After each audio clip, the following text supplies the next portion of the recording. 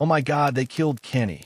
It's the line that launched 1,000 memes, sparked countless Halloween costumes, and became the unofficial motto of Generation X nihilism. But here's what you probably missed while laughing at that orange-hooded kid getting crushed by a falling piano for the 100th time.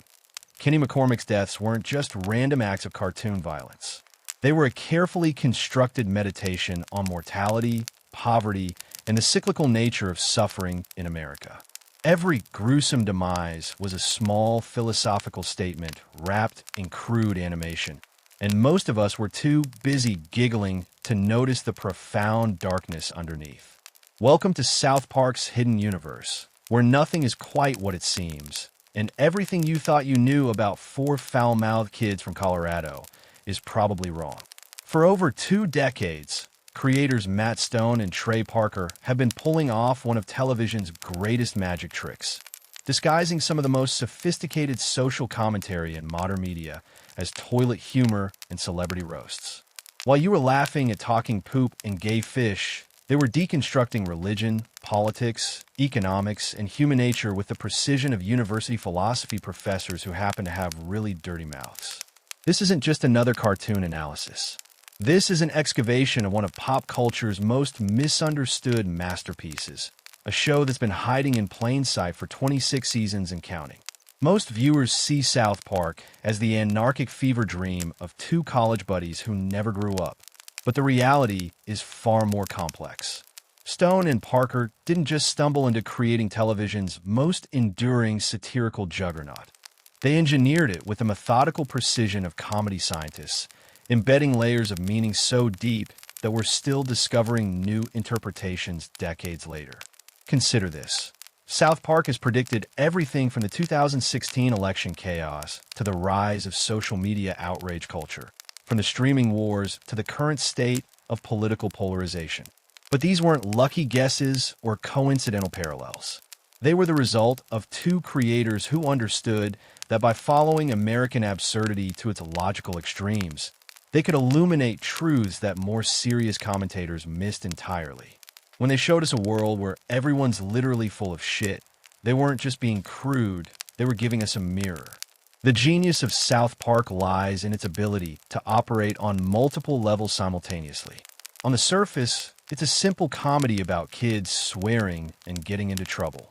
One layer deeper, it's a satire of American culture and politics. Go deeper still, and you'll find complex explorations of philosophy, religion, and human nature that would make university professors weep with joy.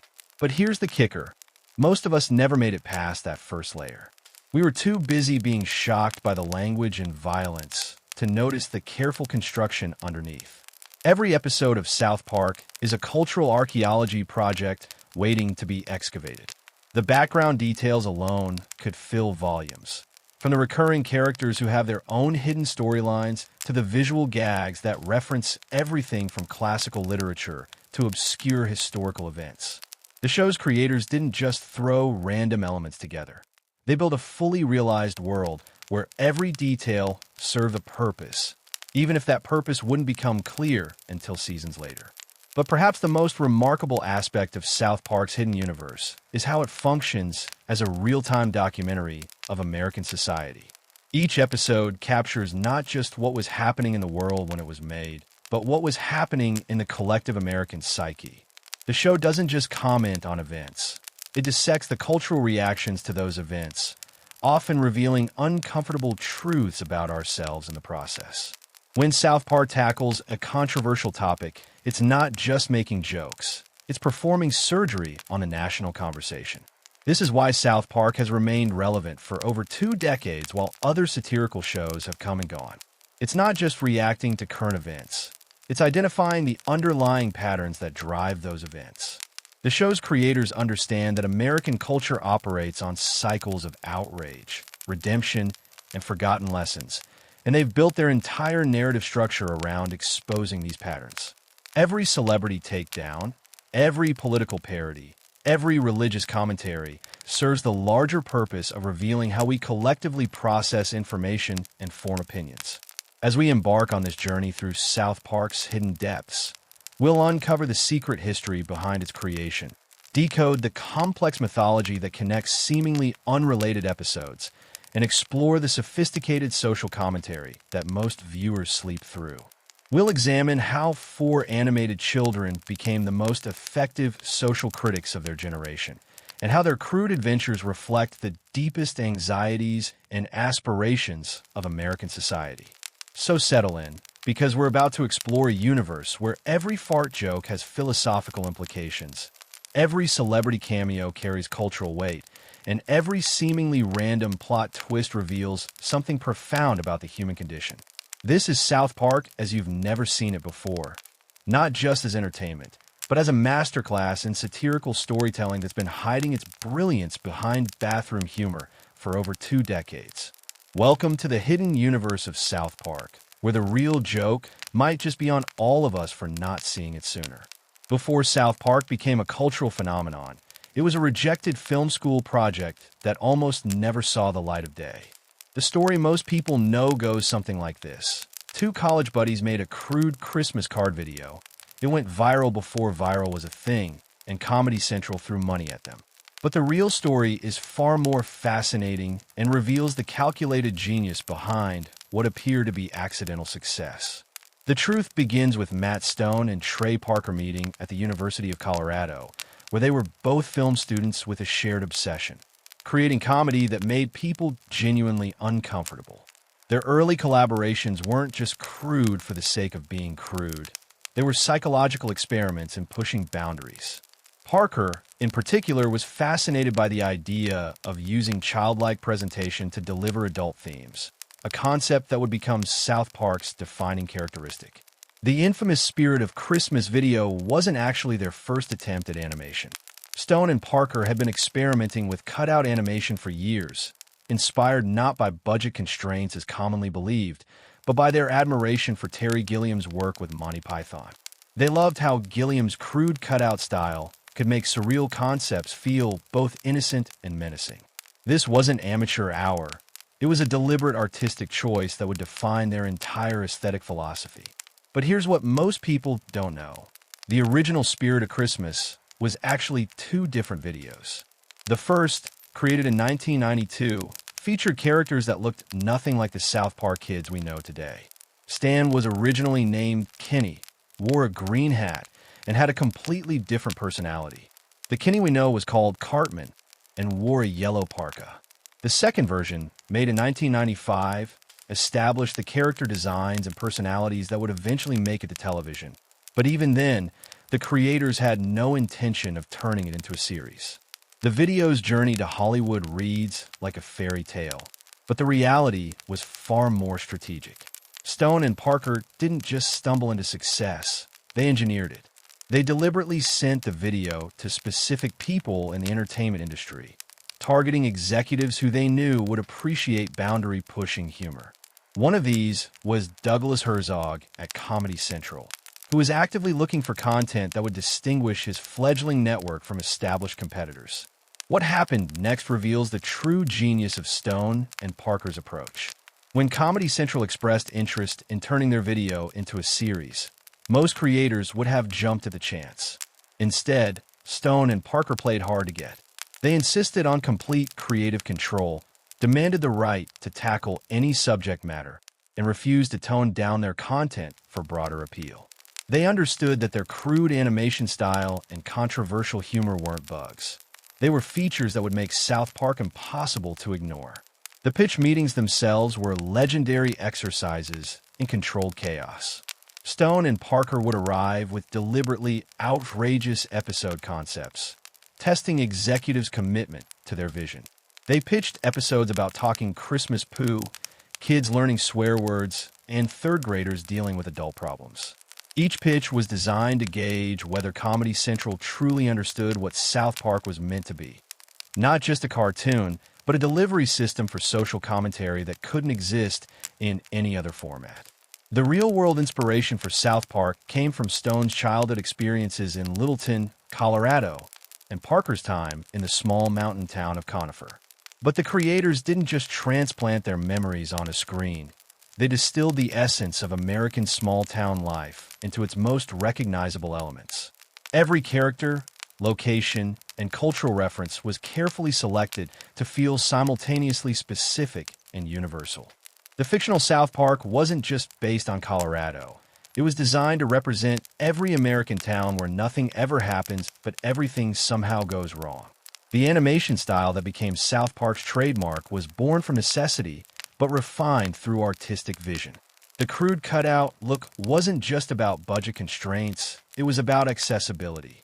Stone and Parker wanted to create animation that felt like something anyone could make, breaking down the barrier between professional and amateur content. This democratic approach to animation would later influence everything from YouTube culture to meme creation. Perhaps most importantly, the creators understood that South Park's success would depend on its ability to comment on current events in real time. From the beginning, they structured their production process around speed and flexibility, allowing them to write, animate, and air episodes within days of major news events. This wasn't just about staying relevant. It was about positioning South Park as America's unofficial court jester, commenting on society's follies while they were still fresh in the collective memory. The hidden influences on South Park extend far beyond comedy. Stone and Parker drew inspiration from documentary filmmaking, particularly the work of Frederick Wiseman, who specialized in observational studies of American institutions.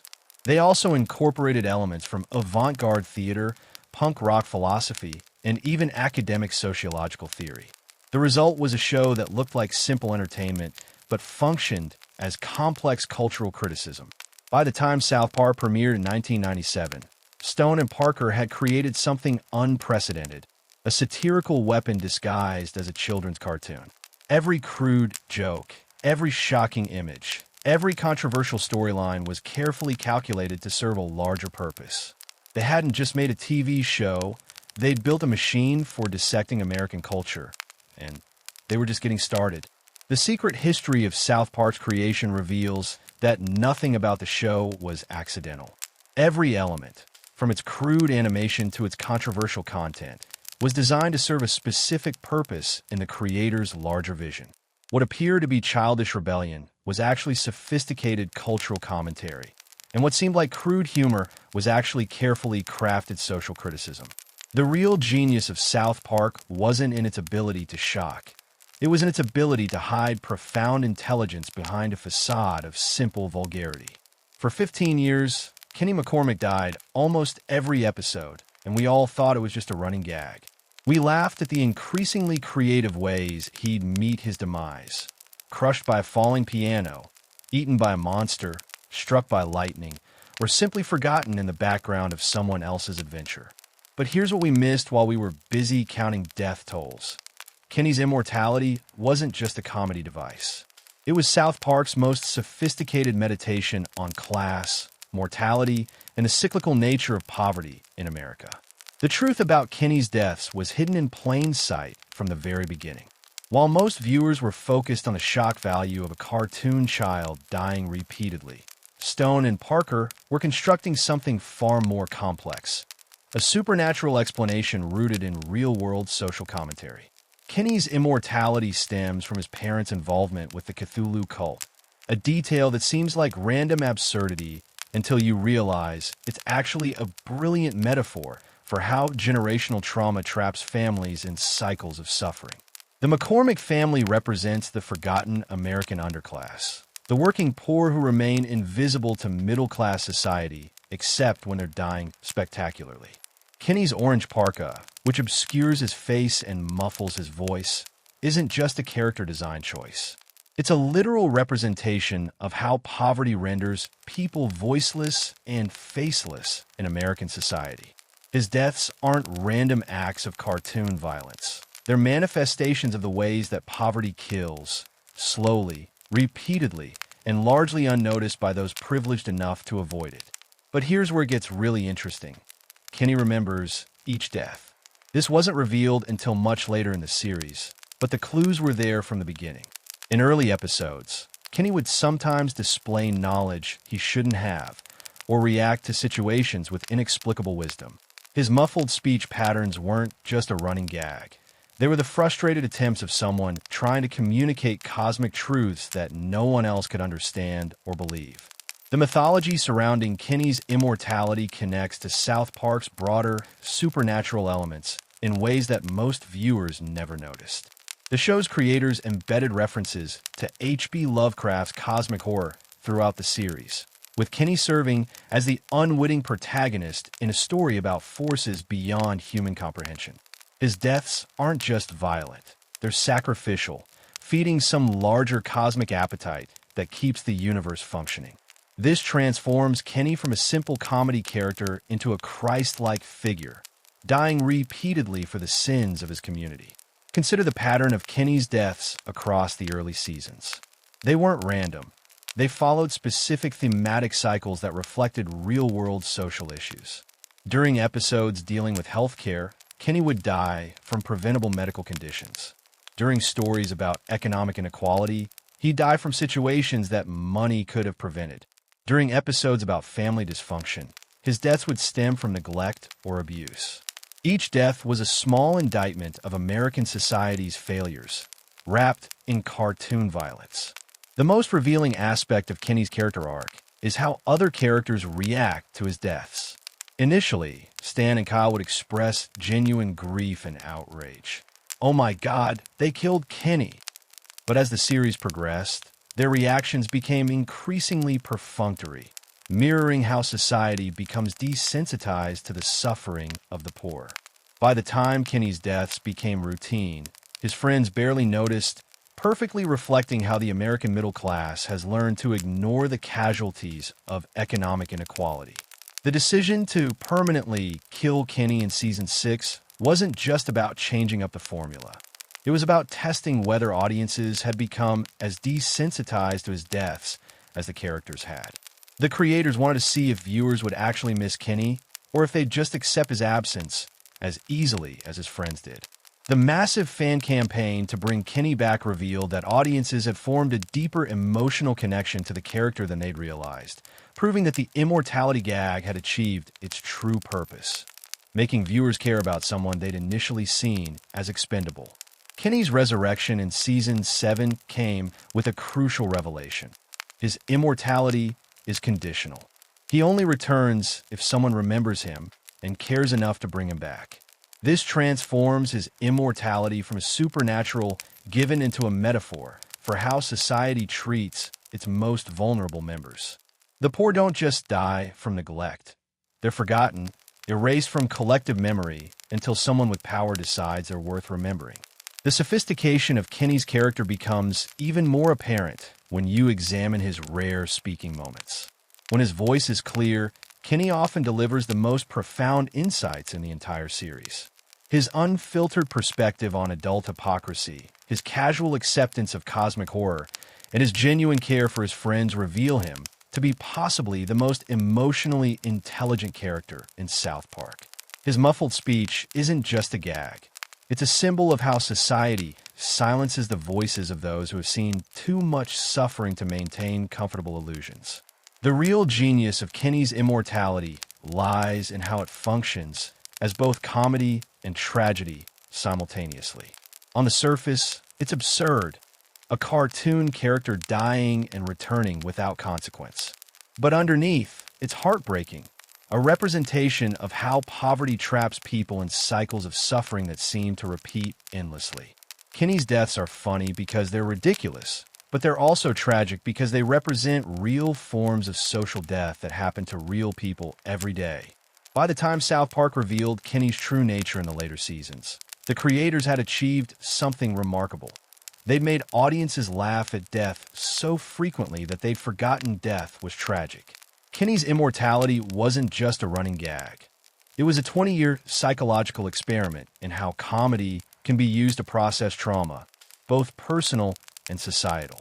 Every time we laughed at Kenny's death, we were participating in the same cultural mechanism that allows society to ignore the suffering of the poor. Kenny McCormick isn't just South Park's most mysterious character. He's its most important one. His immortality serves as the show's beating heart, pumping life into its social commentary and ensuring that even the most absurd episodes carry genuine emotional weight. He's the reminder that behind every joke about suffering is real suffering, And behind every death is a real person worth remembering. Stan Marsh is the character most viewers identify with. And that's precisely the problem. For over 2 decades, we've watched Stan serve as our entry point into South Park's chaotic world, assuming he represents normalcy in a town full of weirdos. But here's what we missed. Stan isn't the everyman we thought he was.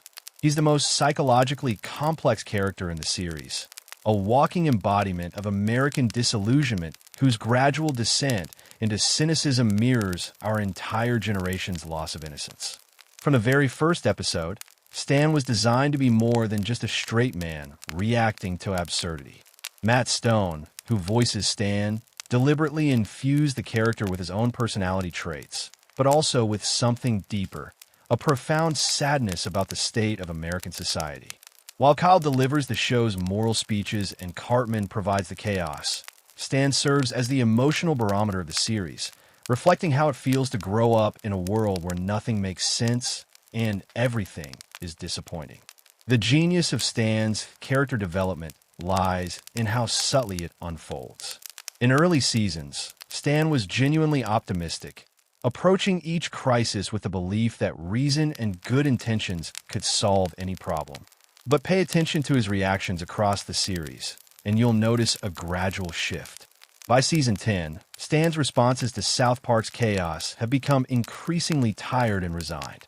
By season 15's You're Getting Old, this evolution reaches its logical conclusion.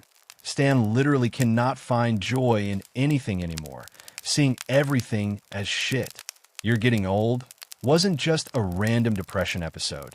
It was the culmination of 15 years of character development that most viewers hadn't consciously noticed.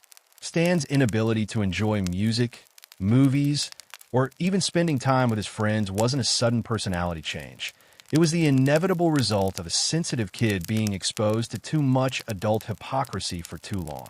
The episode serves as both a coming-of-age story and a meditation on how awareness of the world's problems can destroy one's ability to find simple pleasures.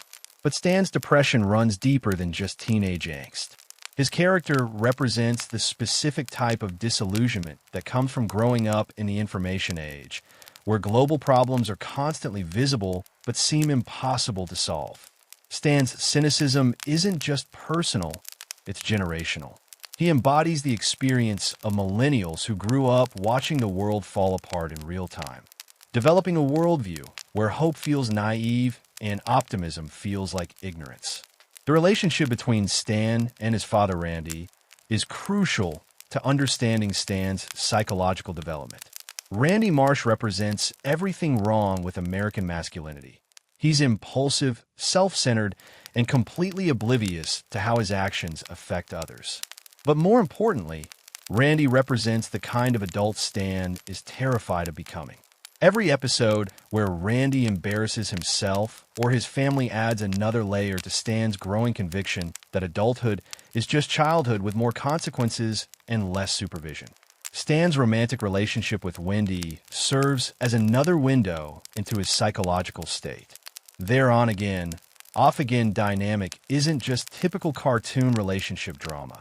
It's a reflection of how Stan's growing cynicism affects his ability to maintain meaningful connections. As Stan becomes more aware of the world's problems, he becomes less capable of the kind of innocent faith that relationships require.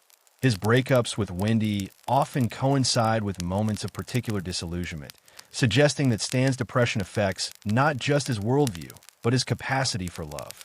The most telling aspect of Stan's character is how he processes the constant stream of bizarre events in South Park. While other characters either embrace the chaos, like Cartman, or fight against it, like Kyle, Stan increasingly just accepts it with weary resignation. His famous, "I learned something today" speeches, which were once genuine attempts to find meaning in madness, gradually become more perfunctory and hollow. By the later seasons, Stan's moral summations feel less like wisdom and more like desperate attempts to convince himself that anything matters. Stan's relationship with his friends reveals another layer of his psychological complexity. He's simultaneously the group's leader and its most reluctant participant. Stan organizes their adventures and makes the group's major decisions. but he's also the first to express doubt about whether their actions will make any difference. This dynamic reflects a broader theme in Stan's character. The burden of responsibility combined with the suspicion that responsibility itself is meaningless. The environmental themes that run through Stan's storylines aren't coincidental. As the character most concerned with the future, Stan is naturally drawn to environmental issues, but his involvement in these causes often leads to greater disillusionment. Episodes like Spontaneous Combustion and Man Bear Pig show Stan trying to address serious problems only to be thwarted by adult incompetence and social indifference. These experiences reinforce Stan's growing belief that the world is fundamentally broken and that individual action is futile. Perhaps most significantly, Stan's character arc reflects the creator's own relationship with their show and their audience. As South Park evolved from simple shock comedy to complex social commentary, Stan evolved from innocent child to weary observer. His increasing cynicism mirrors Stone and Parker's own growing awareness of how difficult it is to create meaningful change through satire. Stan doesn't just represent the audience's relationship with South Park. He represents the creator's relationship with their own work. The brilliance of Stan's character lies in how he makes viewers complicit in his psychological journey. We laugh at his depression, sympathize with his frustration, and recognize our own cynicism in his responses to the world's absurdity. Stan's evolution from optimistic child to disillusioned preteen doesn't just chronicle one character's growth. It documents an entire generation's loss of faith in institutions, authority, and the possibility of positive change. By the end of his character arc, Stan Marsh has become something unprecedented in television, a fully realized portrait of what it means to grow up in America during the early 21st century. He's not just a cartoon character. He's a psychological case study in how awareness of systemic problems can lead to existential despair. Stan's cynicism isn't a character flaw. It's a rational response to an irrational world, and his journey from hope to despair serves as South Park's most profound commentary on the cost of consciousness in modern America. Kyle Broflovsky is the character everyone thinks they understand. He's the smart one, the moral one, the Jewish kid who delivers the show's what we learn today speeches. But here's what most viewers missed. Kyle isn't just South Park's conscience. He's its most complex exploration of what it means to be an outsider in American society. His role as the show's moral center isn't coincidental. It's a carefully constructed commentary on how minority perspectives often provide the clearest vision of mainstream society's failures. From the very beginning, Kyle's Jewish identity wasn't just a character trait. It was a lens through which the show examined American prejudice, conformity, and the price of maintaining moral principles in a morally bankrupt world. But Stone and Parker didn't just make Kyle Jewish for the sake of diversity. They made him Jewish because they understood that the outsider's perspective is often the most accurate one, and that moral clarity often comes from those who have experienced discrimination firsthand.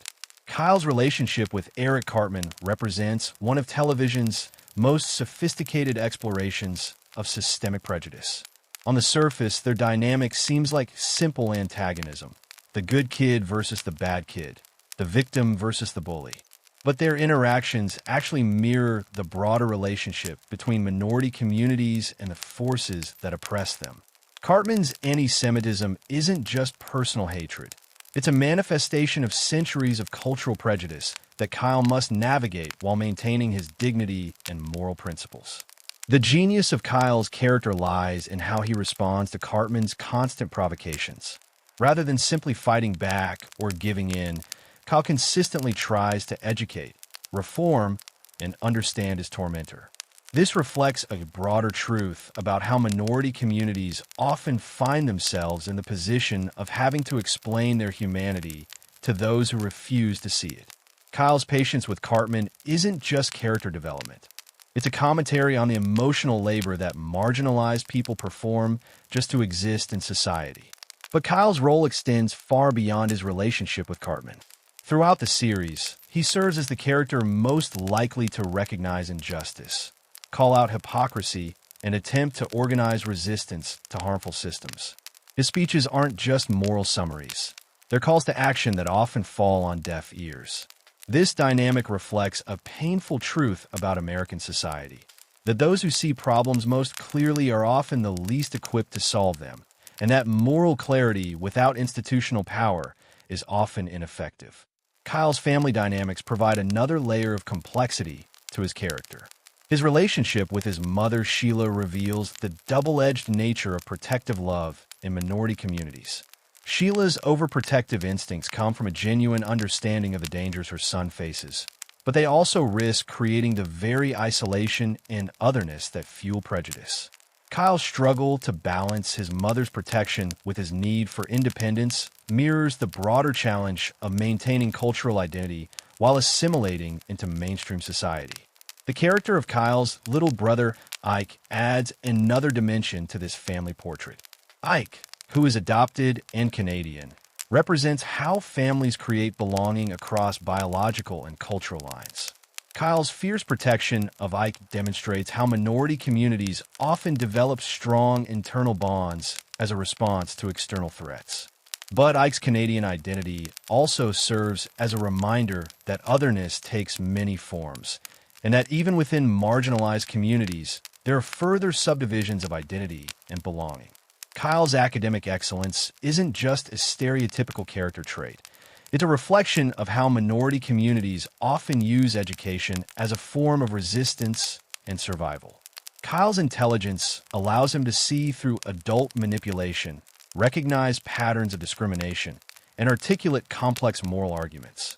But his intelligence also isolates him from his peers and makes him a target for those who resent being confronted with uncomfortable truths. The most revealing aspect of Kyle's character is how he handles being right. Throughout the series, Kyle's moral positions are consistently vindicated by events, but his victories often feel hollow because they come at great personal cost. He saves the day, delivers the moral lesson, and then returns to a world that hasn't fundamentally changed. This reflects a broader truth about moral leadership, that being right isn't enough, and that moral clarity without systemic change is often just another form of isolation. Kyle's speeches, which became one of South Park's most recognizable features, serve multiple functions beyond simple moral instruction. They demonstrate Kyle's ability to synthesize complex situations into clear ethical principles. But they also reveal his isolation from a community that requires constant moral guidance.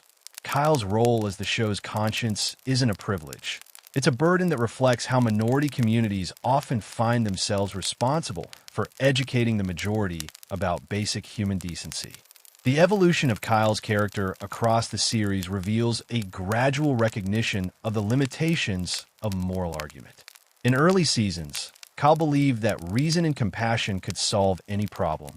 But as the series progresses, his speeches become more desperate, his victories more temporary, and his isolation more pronounced. This evolution reflects the creator's own growing awareness of how difficult it is to create meaningful social change through individual moral action.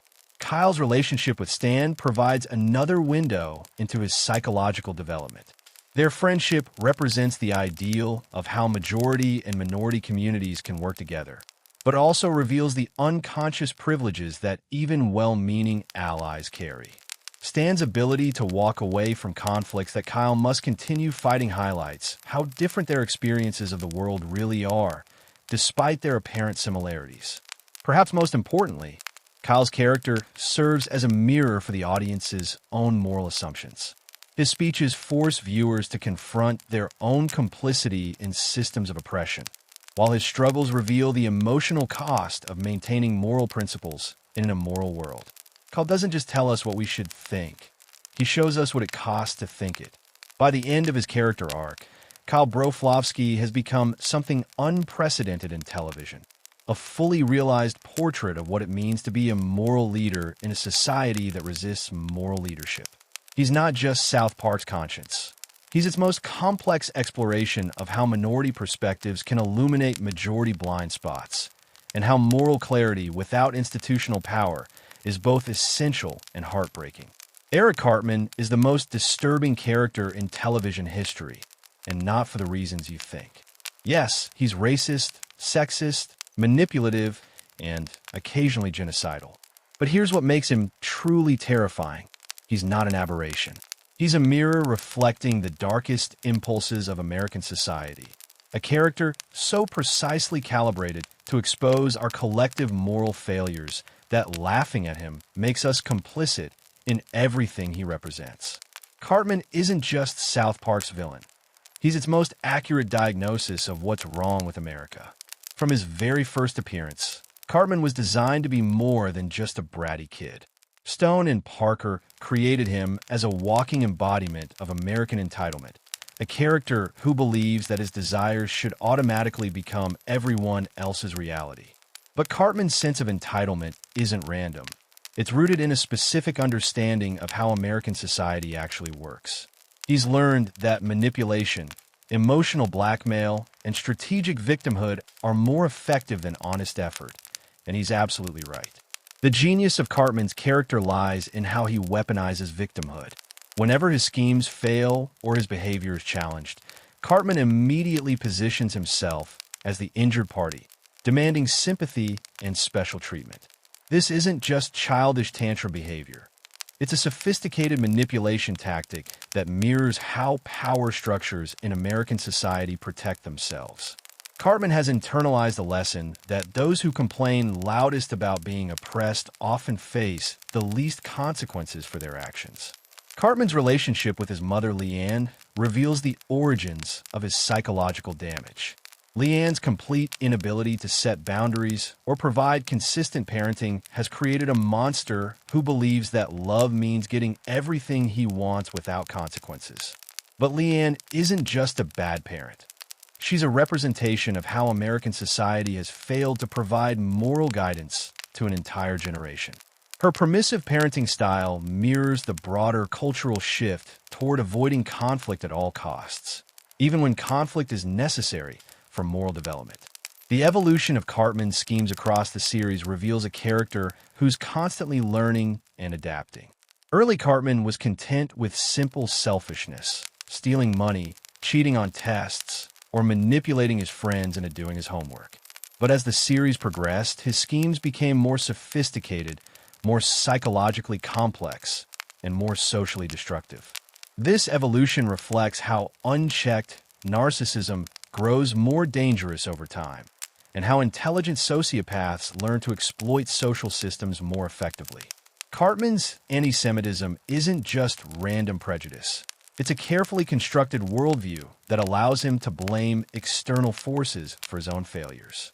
His hatred of Kyle serves multiple psychological functions. It provides a scapegoat for his own inadequacies. It allows him to feel superior without achieving anything, and it gives him permission to be cruel while maintaining his self-image as a victim. This dynamic mirrors how real-world prejudice operates, serving the psychological needs of those who practice it while destroying its targets. But perhaps most disturbingly, Cartman's bigotry isn't static. He constantly adapts his prejudices to serve his immediate needs, switching between different forms of hatred depending on what's most advantageous. He's racist when he needs to feel superior, sexist when he needs to control women, and anti-Semitic when he needs to attack Kyle specifically. This flexibility reveals something crucial about how modern prejudice operates. It's not about deeply held beliefs, but about maintaining power and avoiding accountability. The most chilling aspect of Cartman's character is his ability to manipulate adults. Throughout the series, he consistently manages to convince teachers, parents, and authority figures that he's either a victim or a misunderstood genius. This success isn't accidental. It reflects how American society consistently fails to recognize manipulation when it comes from sources we don't expect to be threatening.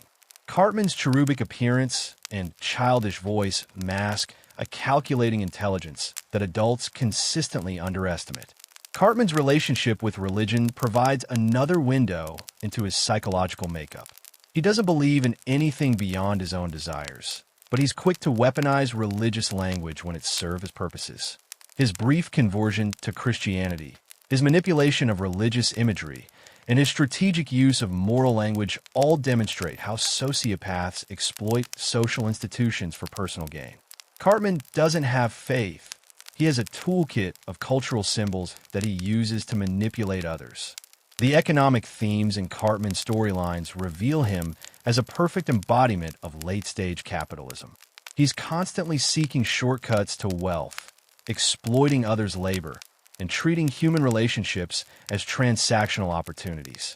His various business schemes, from his unsuccessful attempts at entrepreneurship to his manipulation of social media, demonstrate how capitalist logic can corrupt even childhood interactions.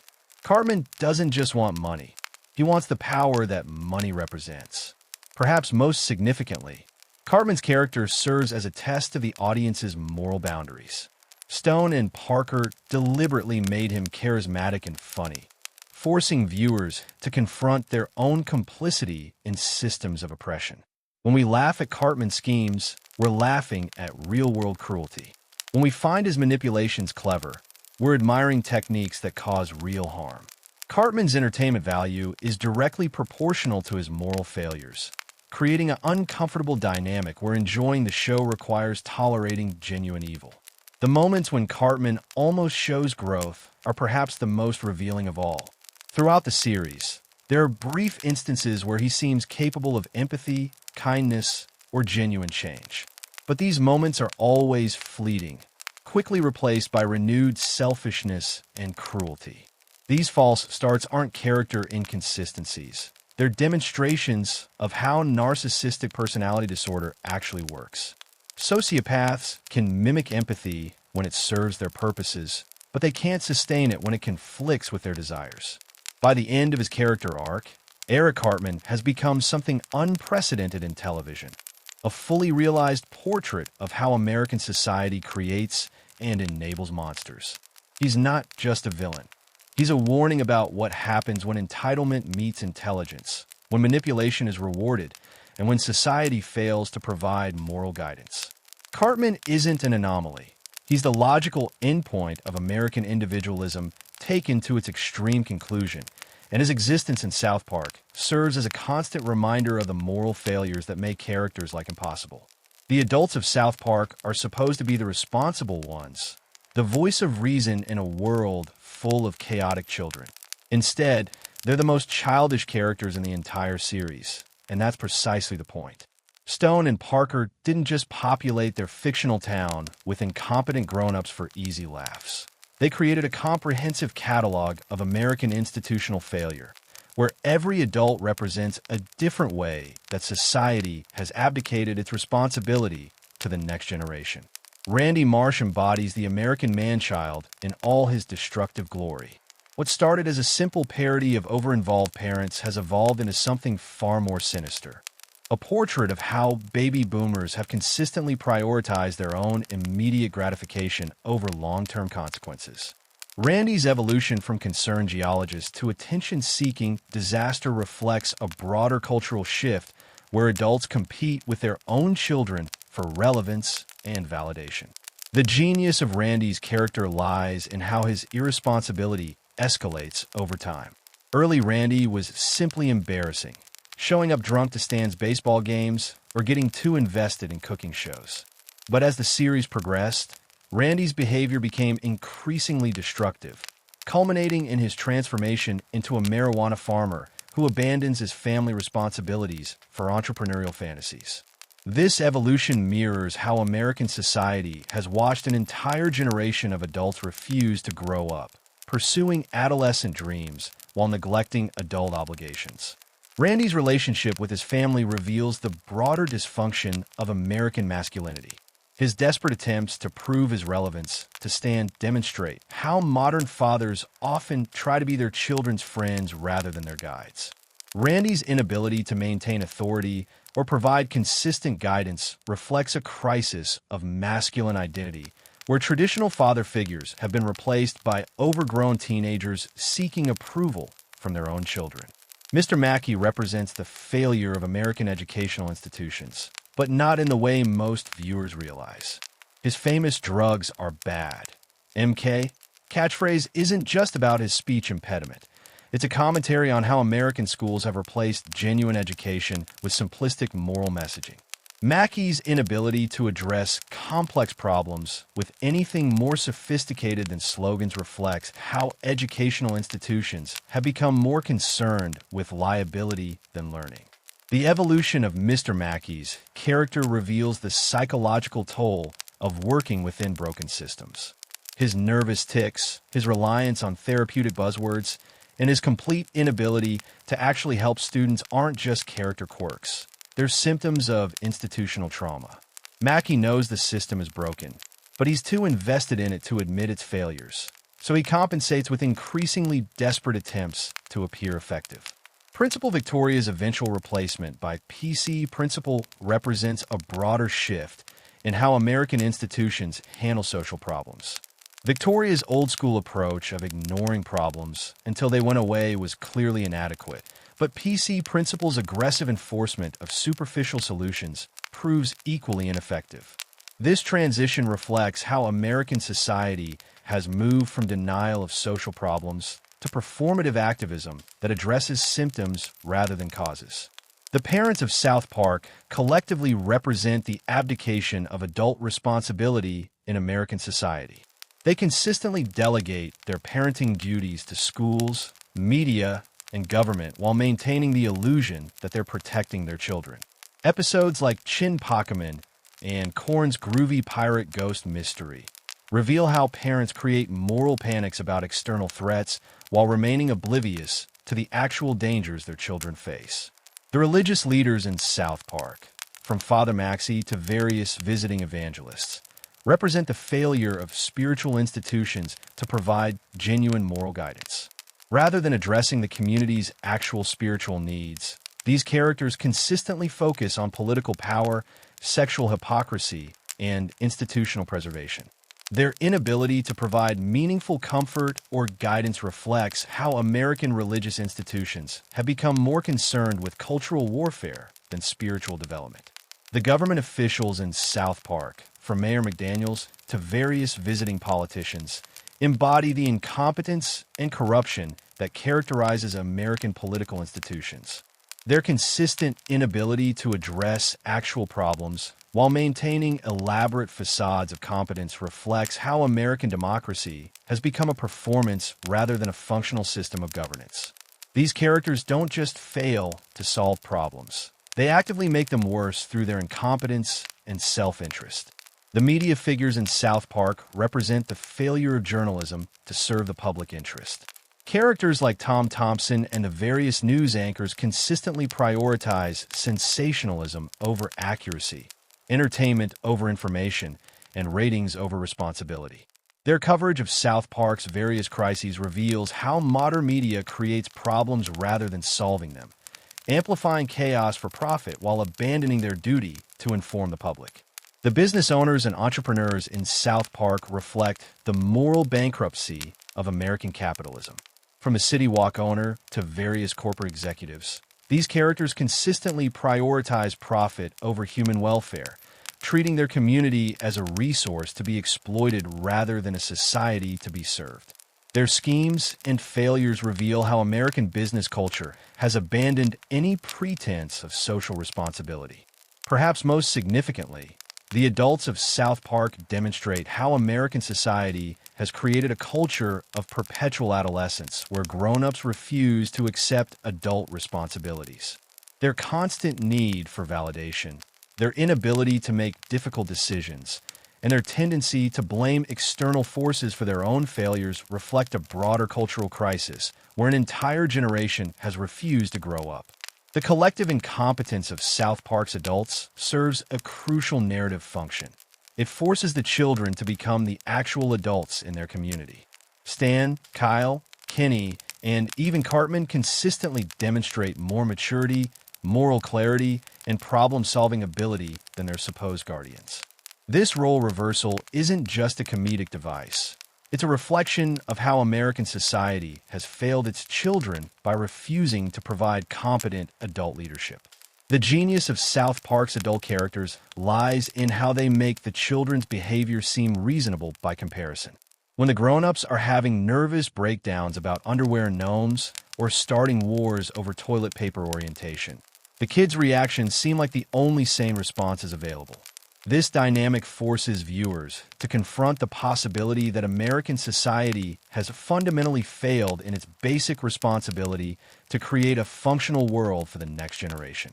By the end of their collective character arc, the adults of South Park have become something unprecedented in television. A comprehensive catalog of institutional failure that explains why American society seems to be falling apart. They're not just bad characters. They're accurate representations of how American institutions have abandoned their responsibilities while maintaining the appearance of competence, leaving children to navigate an adult world that adults themselves can't manage. South Park's musical moments are some of the most memorable in television history, but they're also some of the most misunderstood. While audiences were laughing at Chocolate Salty Balls and Uncle Fucka, they were missing the sophisticated musical craftsmanship that made these songs actually work. Trey Parker isn't just a comedy writer who happens to know music. He's a classically trained composer who uses musical theater techniques to create some of the most effective satirical songs ever written. The genius of South Park's musical approach lies in how Parker uses familiar musical styles to subvert audience expectations. Chocolate Salty Balls works because it's a perfect parody of smooth R&B love songs, complete with sophisticated harmonies and professional production values. The humor comes from the contrast between the polished musical presentation and the crude lyrical content, creating a cognitive dissonance that makes the song both funny and genuinely catchy. But Parker's musical sophistication goes far beyond simple parody. His background in musical theater. He studied music at the University of Colorado and created several musicals before South Park. Influences every aspect of how the show uses music. Songs like Mountain Town from the South Park movie demonstrate Parker's ability to create complex musical narratives that advance plot, develop character, and provide social commentary simultaneously. The South Park movie, bigger, longer, and uncut, represents the pinnacle of Parker's musical achievement and reveals the true scope of his compositional abilities. The film's soundtrack isn't just a collection of funny songs. It's a fully integrated musical theater score that tells a coherent story while maintaining the show's satirical edge. Songs like Blame Canada and What Would Brian Boitano Do demonstrate Parker's ability to create genuine musical theater moments that work both as comedy and as legitimate musical compositions. The religious themes in South Park's music reveal Parker's deep understanding of how music functions in spiritual contexts. Songs like Spirit of Christmas and various holiday episodes demonstrate his ability to create music that simultaneously celebrates and critiques religious traditions. This isn't just irreverent humor. It's sophisticated theological commentary disguised as entertainment. The evolution of South Park's musical style across the series reflects broader changes in American popular music. Early episodes featured simple pop and rock parodies, but as the series progressed, Parker began incorporating more complex musical styles, from country music to hip-hop to electronic dance music. This evolution wasn't just about staying current. It was about using music to comment on how American culture processes and commodifies artistic expression. The country music episodes of South Park reveal Parker's particular genius for musical satire. Growing up in Colorado, Parker has deep familiarity with country music culture, and his country songs for South Park capture both the musical and cultural elements of the genre with remarkable accuracy. Songs like Korn's groovy pirate ghost mystery theme and various Randy Marsh musical moments demonstrate how Parker uses country music tropes to comment on American masculinity, rural culture, and class dynamics. The hip-hop elements in South Park's music reveal Parker's understanding of how rap functions as social commentary. Episodes featuring characters like Token and various rap parodies demonstrate Parker's ability to create hip-hop music that works both as entertainment and as critique of how mainstream culture appropriates and commodifies black musical traditions. This isn't just white guys making fun of rap. It's sophisticated commentary on cultural appropriation and musical authenticity. The Broadway connections in South Park's music became most apparent with the creation of the Book of Mormon, the Tony Award-winning musical that Parker created with Matt Stone and Robert Lopez. But the seeds of that success were planted throughout South Park's run, in episodes that demonstrated Parker's ability to create complex musical narratives that work both as comedy and as legitimate theatrical experiences. The recurring musical themes in South Park reveal Parker's understanding of how music creates emotional continuity across episodes. Characters like Stan, Kyle, and Kenny each have musical motifs that appear throughout the series, creating a kind of operatic structure that most viewers never consciously notice. These musical through lines help unify the series' disparate episodes into a coherent emotional narrative. The Christmas episodes of South Park showcase Parker's ability to create music that simultaneously celebrates and critiques holiday traditions. Songs like Christmas Time in Hell and various holiday specials demonstrate his understanding of how music functions in seasonal celebrations while providing commentary on the commercialization and cultural politics of American holidays. The technical aspects of South Park's musical production reveal the sophisticated craftsmanship behind what appears to be simple comedy.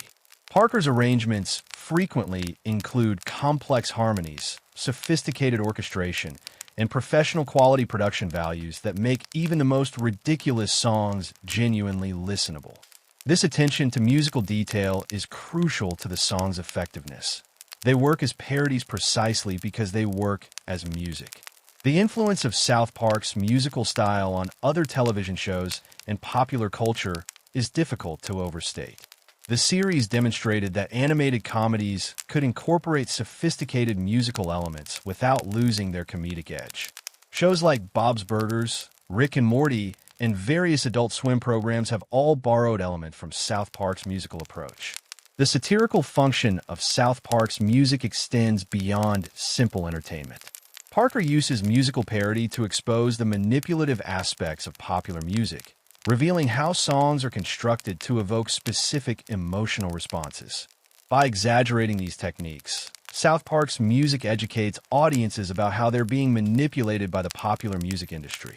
The international impact of South Park's music reveals how American popular culture exports not just entertainment, but cultural values.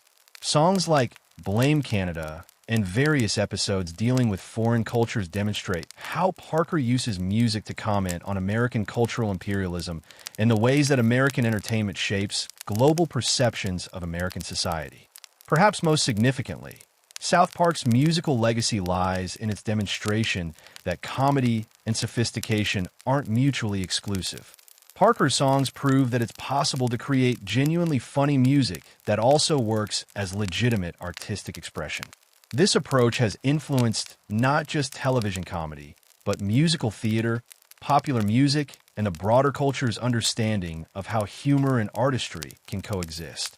By the end of its musical evolution, South Park has created something unprecedented in television, a comprehensive catalog of American musical culture that works simultaneously as entertainment, education, and social critique. The show's songs aren't just funny. They're a musical documentary of American society, revealing how music shapes our emotions, our politics, and our understanding of ourselves. South Park has an eerie track record of predicting the future, but it's not because Matt Stone and Trey Parker are time travelers or secret government operatives. It's because they understand a fundamental truth about American society. Today's conspiracy theory is often tomorrow's headline. While audiences were laughing at seemingly absurd storylines about corporate manipulation, government surveillance, and social media manipulation, the creators were actually documenting real-world trends that were already happening but hadn't yet reached mainstream awareness. The genius of South Park's predictive power lies in how Stone and Parker follow logical conclusions to their extreme endpoints. They don't predict the future so much as they extrapolate present trends to their inevitable conclusions. When they created episodes about social media addiction, corporate personhood, or government surveillance, they weren't making wild guesses. They were observing existing patterns and imagining where they would lead if left unchecked. The Margaritaville episode from 2009 serves as perhaps the most prescient example of South Park's economic forecasting. While the financial crisis was already underway, the episode's deeper insights about how economic anxiety leads to scapegoating, religious fervor, and political extremism proved remarkably accurate for the decade that followed. The episode's portrayal of how people seek simple explanations for complex problems predicted everything from the Tea Party movement to QAnon conspiracy theories. But the economic predictions go deeper than just crisis response. The episode's exploration of how debt becomes a moral issue rather than a mathematical one predicted the political rhetoric that would dominate American discourse for years to come. The show's understanding that economic policy would become a religious battleground rather than a practical discussion proved remarkably prescient, anticipating how financial inequality would fuel political polarization.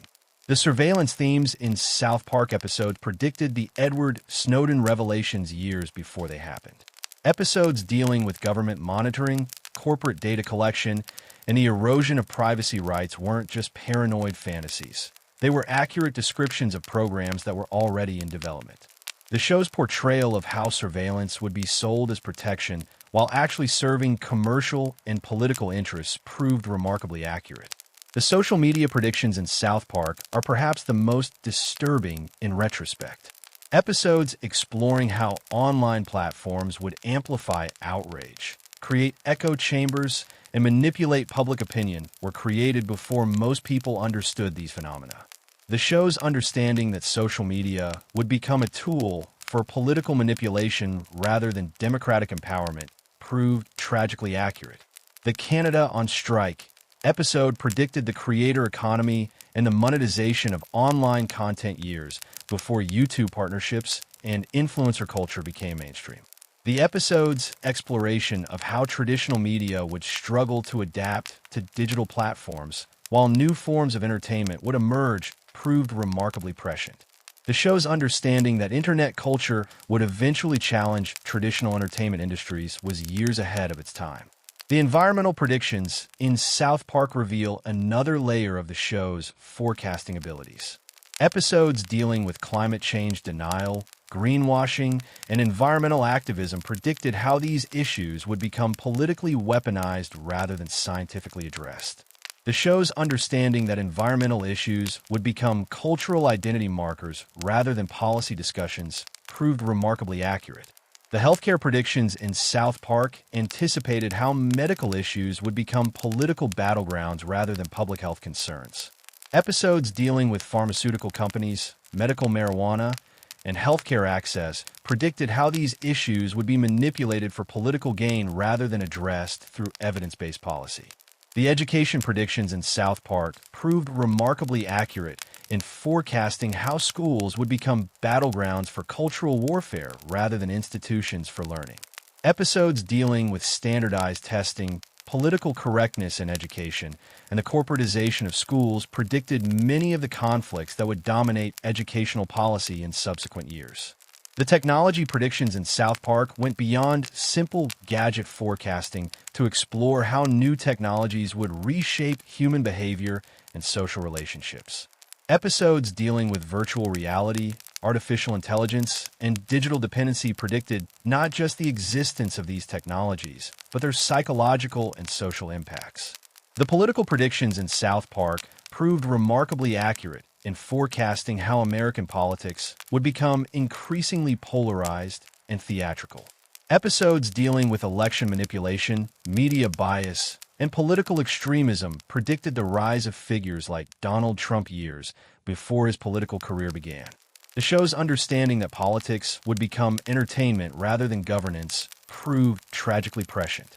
The religious predictions in South Park anticipated how traditional religious institutions would struggle to maintain relevance in an increasingly secular society, while new forms of spiritual practice would emerge.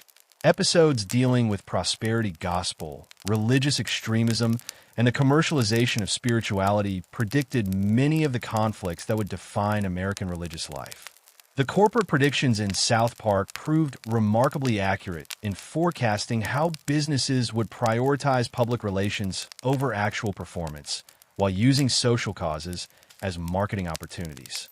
Episodes dealing with corporate personhood, brand activism, and the monetization of social movements predicted the rise of what would later be called woke capitalism. The international predictions in South Park anticipated how globalization would create new forms of cultural conflict, while traditional forms of diplomacy would become less effective. Episodes dealing with cultural appropriation, international trade, and global communication predicted many of the tensions that would define international relations in the social media age. Perhaps most significantly, South Park's predictions about conspiracy theories themselves proved remarkably accurate.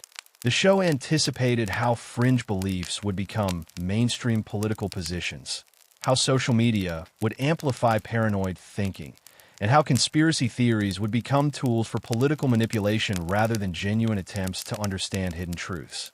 The accuracy of South Park's predictions reveals something important about the nature of social change. The future is often visible in the present if you know how to look for it. Stone and Parker's ability to identify emerging trends and follow them to their logical conclusions demonstrates the power of satirical thinking to illuminate hidden truths about society. The most disturbing aspect of South Park's predictive accuracy is how many of their absurd scenarios have become mundane realities.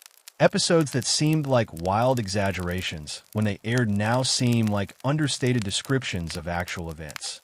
This suggests that the show's creators understood something fundamental about American society that most observers missed, that there are no limits to how bizarre reality can become when institutional guardrails fail. By the end of its predictive track record, South Park has established itself as something unprecedented in television, a comedy show that functions as genuine social prophecy. The series doesn't just entertain. It warns, predicts, and prepares audiences for futures that seem impossible until they become inevitable. South Park's celebrity episodes are legendary for their brutality, but they're also some of the most sophisticated character studies in television history. While audiences were laughing at exaggerated portrayals of famous people, Stone and Parker were conducting psychological autopsies of American celebrity culture, revealing how fame corrupts both the famous and those who worship them. These weren't just mean-spirited attacks. They were precision-targeted critiques that often predicted real-world celebrity downfalls years before they happened. The genius of South Park's celebrity portrayals lies in how they expose the psychological mechanisms behind celebrity worship. Characters like Tom Cruise, Kanye West, and various reality TV stars aren't just mocked for their eccentricities. They're analyzed as symptoms of a culture that mistakes visibility for value and notoriety for achievement. The show's celebrities aren't just famous people. They're representations of different forms of American delusion.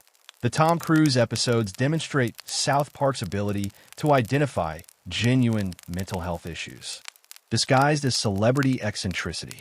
Years before Cruise's public breakdown on Oprah or his conflicts with the Church of Scientology became mainstream news, South Park was already portraying him as someone whose relationship with reality had been fundamentally compromised by fame and ideology.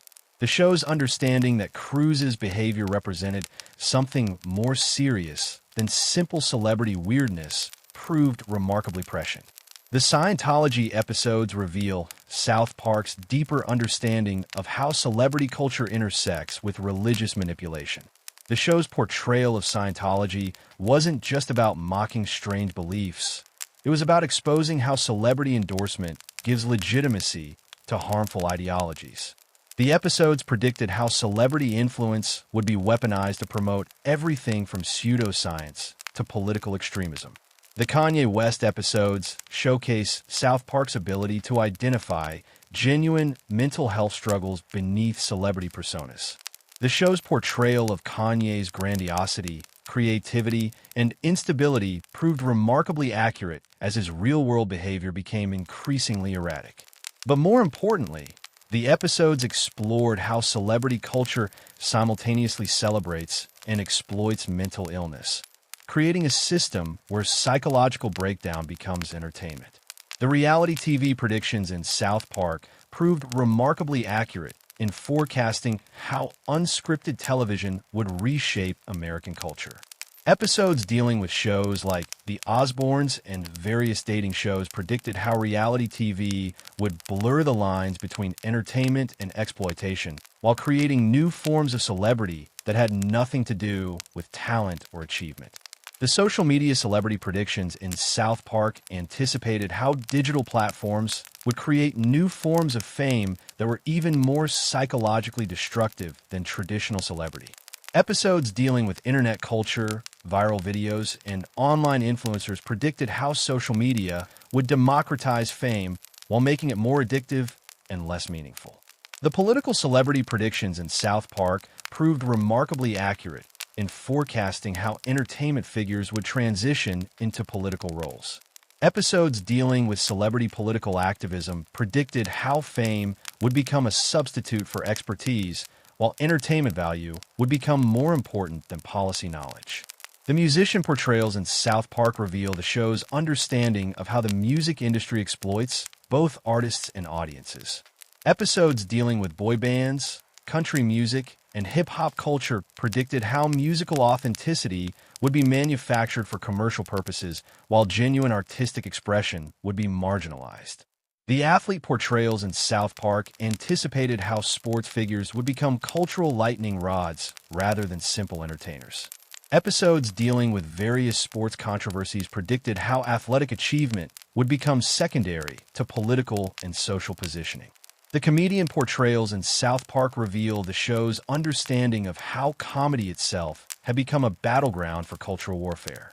Episodes dealing with other comedians and comedy culture predicted how humor would be weaponized for political purposes, while genuine satirical insight would be marginalized. The child star portrayals in South Park proved remarkably accurate in predicting how youth would be exploited for entertainment purposes.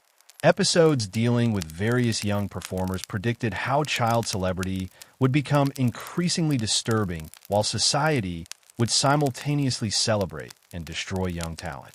The international celebrity portrayals in South Park anticipated how global fame would create new forms of cultural imperialism. Episodes dealing with foreign celebrities and international entertainment predicted how American celebrity culture would be exported worldwide, while foreign perspectives would be marginalized. The posthumous celebrity portrayals in South Park reveal the show's understanding of how death transforms celebrity into mythology. Episodes dealing with deceased celebrities predicted how fame would be manipulated after death, while genuine artistic legacy would be obscured by commercial interests.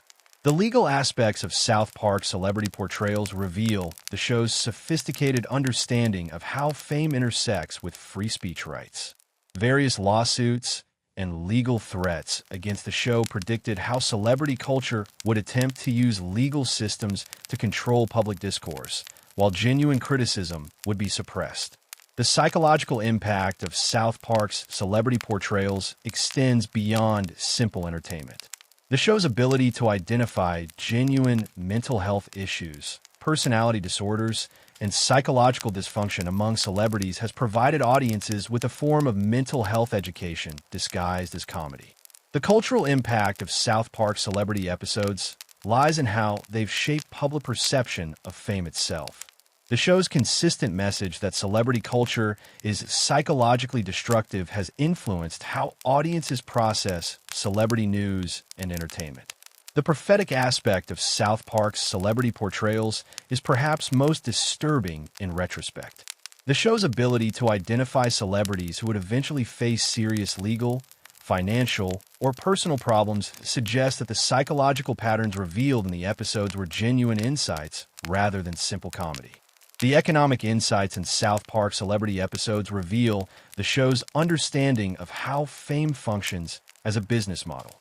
Episodes dealing with celebrity endorsements, product placement, and commercial exploitation predicted how celebrity would become a commodity rather than a byproduct of achievement. Perhaps most significantly, South Park celebrity episodes serve as a comprehensive catalog of American celebrity culture's psychological costs. The show doesn't just mock famous people. It documents how fame destroys both those who achieve it and those who worship it, creating a culture where psychological damage becomes entertainment and mental illness becomes a performance.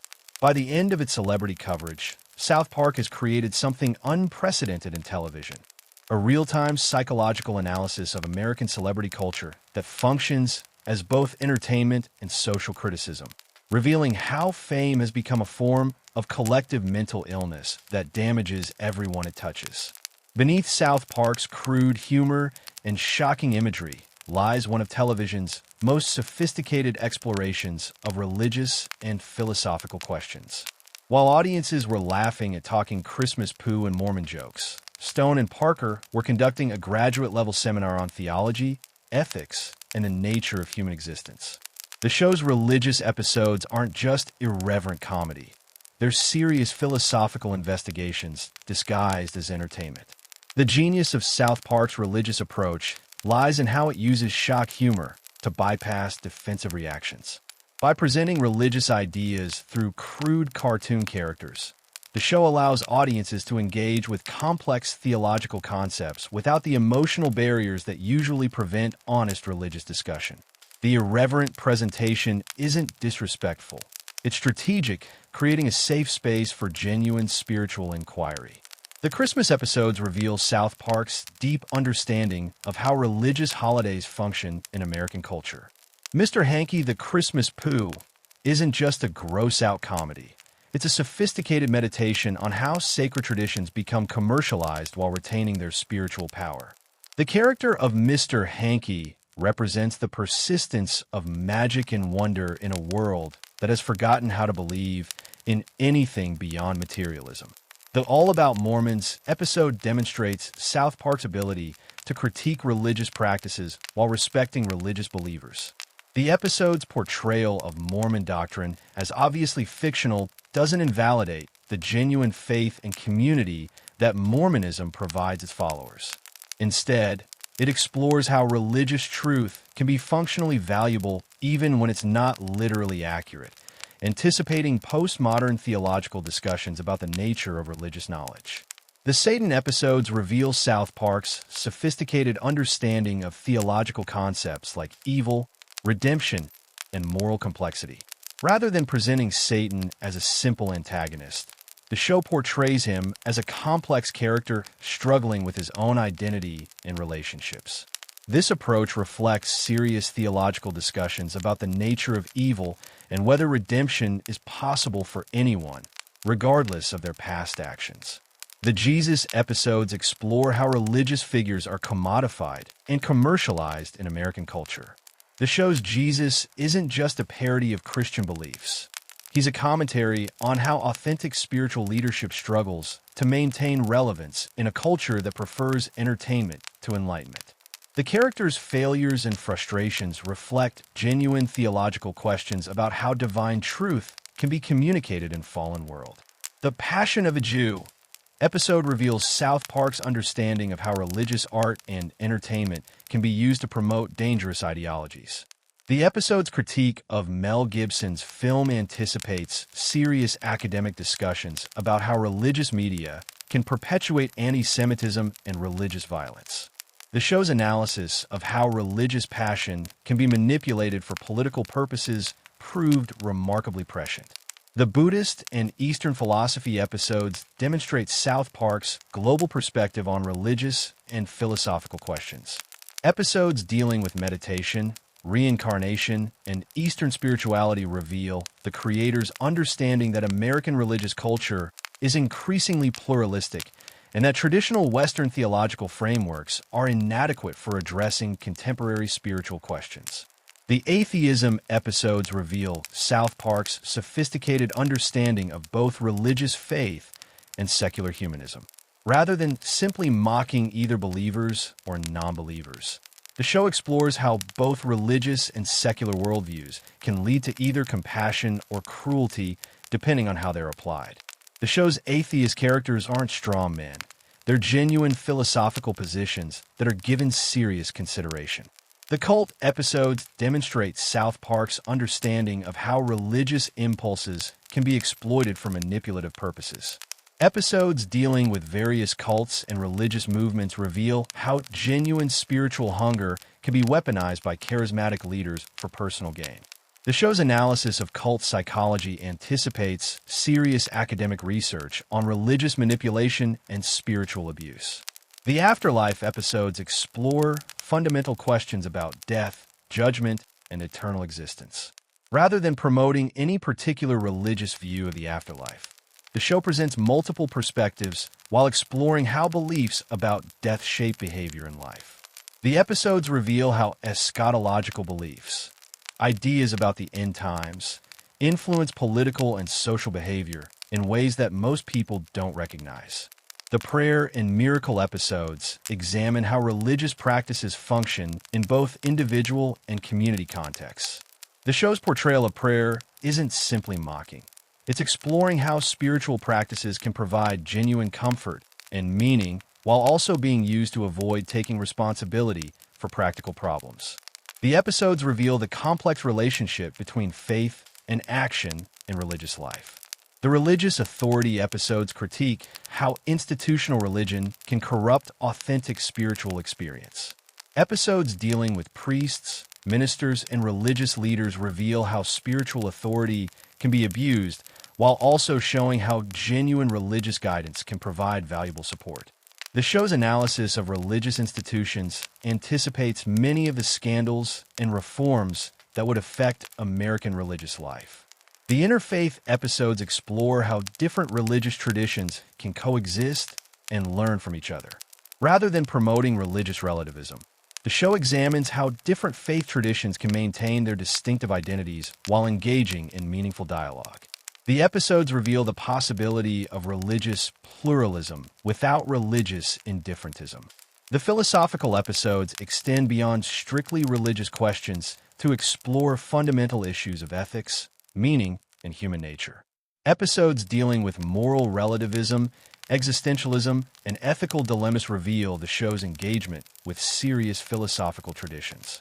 The creator's understanding of philosophical concepts allows them to embed complex ethical discussions within seemingly simple storylines.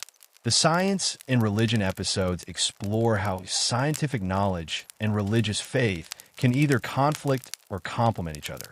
Rather than simply taking sides in culture war debates, the show examines how both scientific and religious perspectives can provide valuable insights into human existence while also being misused for ideological purposes.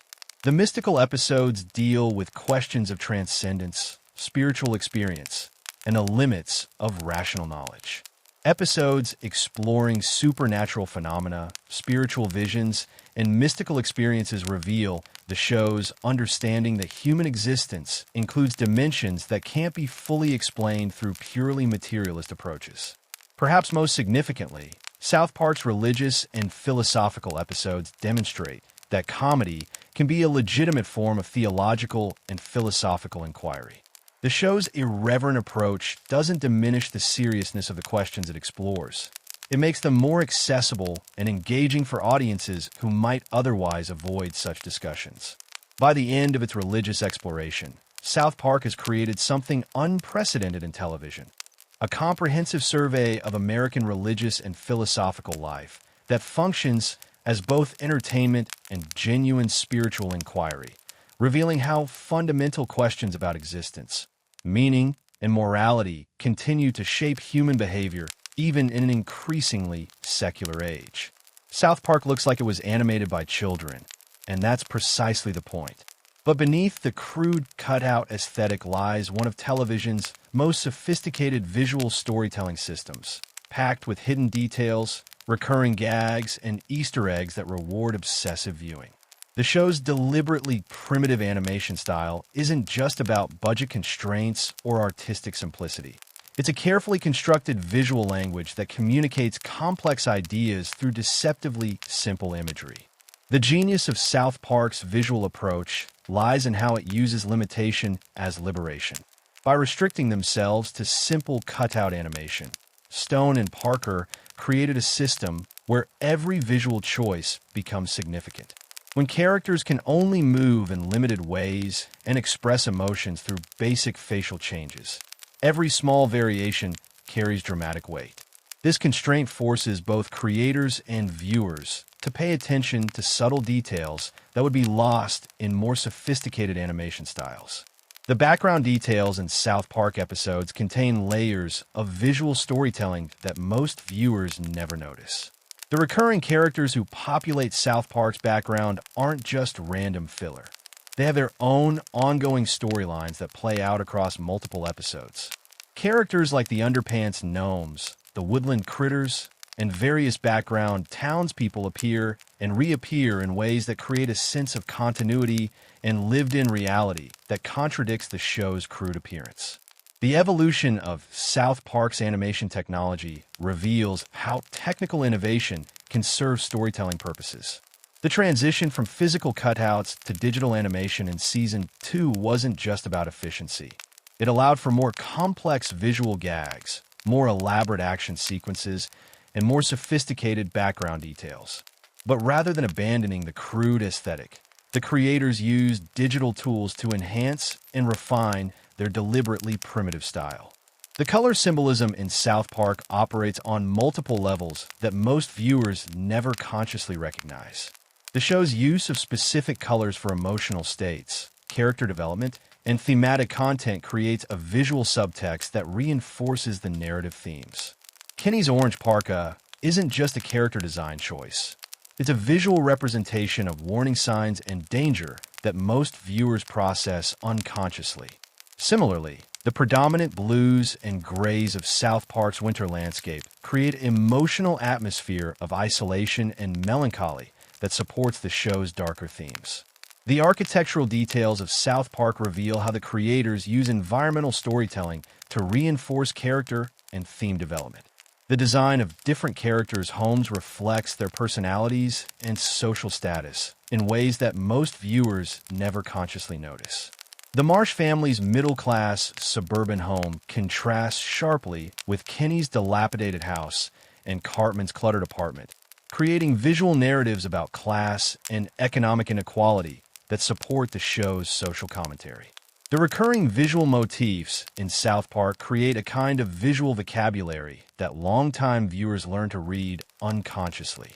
Images like the Underpants Gnomes, alien visitors, and various supernatural phenomena appear and reappear across episodes in ways that create thematic connections between seemingly unrelated storylines. These visual callbacks reward dedicated viewers while creating a sense of mythological depth that contradicts the show's apparent simplicity. The special effects in South Park demonstrate how sophisticated visual storytelling can be achieved through apparently primitive means. Episodes featuring elaborate fantasy sequences, science fiction elements, and supernatural phenomena prove that the show's crude animation style can accommodate complex visual narratives when necessary. The contrast between the show's everyday reality and its more elaborate fantasy sequences creates dramatic impact that wouldn't be possible with consistently sophisticated animation.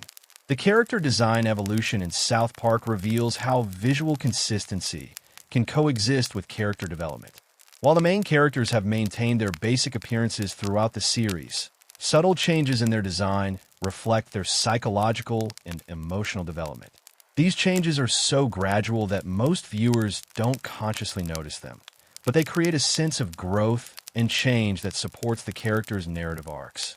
The visual references in South Park extend far beyond simple pop culture parodies to include sophisticated art, historical, and cinematic allusions. Episodes frequently reference classical paintings, famous photographs, and iconic film sequences in ways that add layers of meaning for viewers who recognize the references. These visual quotations aren't just show-off moments. They're sophisticated commentaries on how visual culture shapes our understanding of reality. The technical limitations of South Park's animation style force the creators to find innovative solutions for complex visual storytelling challenges. Action sequences, crowd scenes, and elaborate set pieces must be accomplished through creative use of limited visual elements. This constraint often leads to more creative and memorable visual solutions than would be possible with unlimited technical resources. The merchandising implications of South Park's visual style reveal how the show's crude aesthetic actually serves commercial purposes. The simple character designs translate easily to toys, clothing, and other consumer products, creating a feedback loop where the show's visual choices support its commercial success while maintaining its artistic integrity. The international reception of South Park's visual style demonstrates how the show's crude aesthetic actually facilitates global communication. The simple character designs and basic visual language translate across cultural boundaries more easily than more sophisticated animation styles, allowing the show's social commentary to reach international audiences despite cultural differences. The influence of South Park's animation style on other television shows and digital media is difficult to overstate. The series demonstrated that crude animation could be commercially successful and artistically valid, paving the way for numerous imitators and influencing the development of digital animation techniques across the entertainment industry. The educational applications of South Park's visual approach reveal how the show's animation techniques can be used for purposes beyond entertainment. The simplicity of the cutout style makes it accessible to amateur animators and educators, democratizing animation production and enabling new forms of visual storytelling. The psychological impact of South Park's visual style creates a unique viewing experience that distinguishes it from other animated series. The crude appearance creates a sense of accessibility and intimacy that makes viewers feel like they're watching something homemade rather than professionally produced, enhancing the show's satirical impact by making its social commentary feel more authentic and less calculated. Perhaps most significantly, South Park's animation secrets reveal how visual sophistication and technical simplicity aren't mutually exclusive. The show proves that complex ideas can be communicated through simple visual means, and that artistic constraint can actually enhance rather than limit creative expression. By the end of its visual evolution, South Park has created something unprecedented in television animation. A comprehensive visual language that communicates complex ideas through deceptively simple imagery, proving that the most effective animation isn't necessarily the most technically sophisticated, but the most purposeful and emotionally resonant. South Park's reputation as an equal opportunity offender has obscured one of its most remarkable achievements. The show consistently delivers some of television's most progressive social commentary, while disguised as conservative shock humor. While audiences were laughing at crude jokes and offensive stereotypes, Stone and Parker were conducting sophisticated analyses of racism, sexism, homophobia, and economic inequality that often arrived at surprisingly liberal conclusions despite their politically incorrect presentation. The genius of South Park's social commentary lies in how it uses offensive humor to expose the absurdity of prejudice itself. Episodes that appear to mock marginalized groups actually function as elaborate takedowns of the people who hold prejudiced views. The show's racist characters aren't portrayed as lovable rogues. They're shown to be ignorant, pathetic, and ultimately self-destructive. This approach allows the show to critique prejudice more effectively than direct moral lecturing, because it makes bigotry look ridiculous rather than evil. Though with apologies to Jesse Jackson, episode demonstrates South Park's sophisticated understanding of how racism operates in contemporary American society. Rather than simply condemning the use of racial slurs, the episode explores how well-meaning white people often make racial issues worse through their attempts to appear progressive. The episode's insight that good intentions can perpetuate racial problems proved remarkably prescient, anticipating academic discussions about performative allyship and virtue signaling. The gender episodes in South Park reveal the show's complex relationship with feminist ideas. Episodes dealing with workplace equality, sexual harassment, and gender roles often arrive at genuinely progressive conclusions despite their irreverent presentation. The show's female characters aren't just victims or stereotypes. They're complex individuals who navigate sexist systems while maintaining their agency and dignity. This approach allows the show to critique patriarchal structures without becoming preachy or didactic. The LGBTQ plus episodes demonstrate South Park's evolution on issues of sexual orientation and gender identity. Early episodes dealing with homosexuality often relied on crude stereotypes and offensive humor. but later episodes show genuine understanding of LGBTQ plus experiences and the challenges faced by sexual and gender minorities. The show's progression on these issues mirrors broader cultural changes while maintaining its irreverent tone.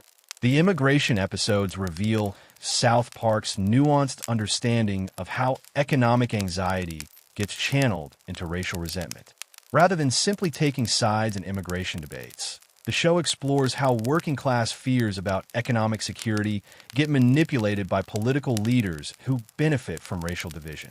The episodes demonstrate how immigration issues are often proxies for broader anxieties about economic inequality and social change.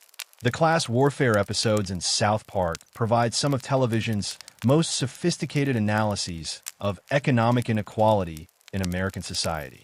Episodes dealing with wealth disparity, corporate power, and economic justice consistently side with working-class characters against wealthy elites, despite the show's reputation for political cynicism.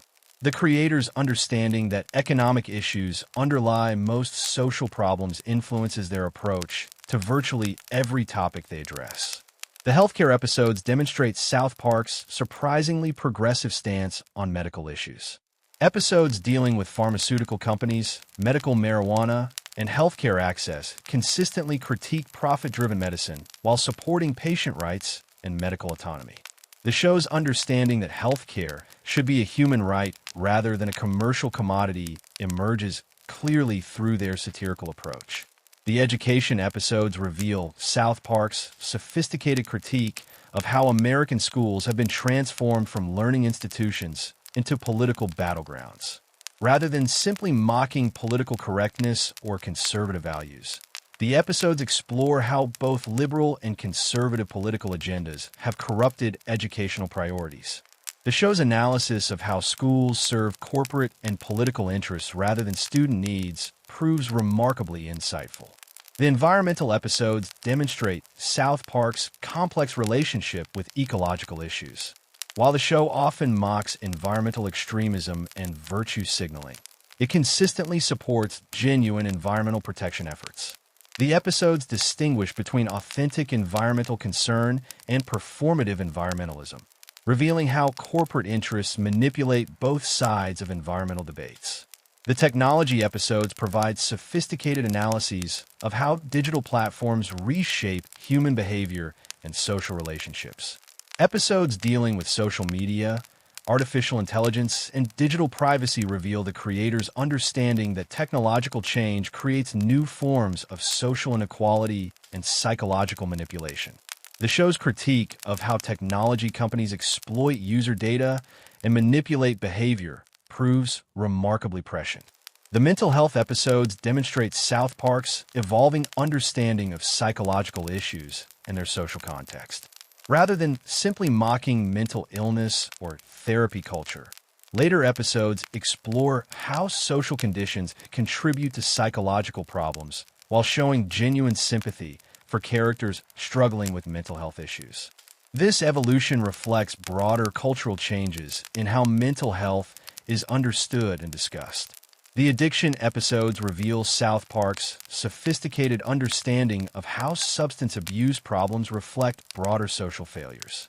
Rather than simply moralizing about drug use, the episodes explore how addiction stems from economic desperation, social isolation, and psychological trauma.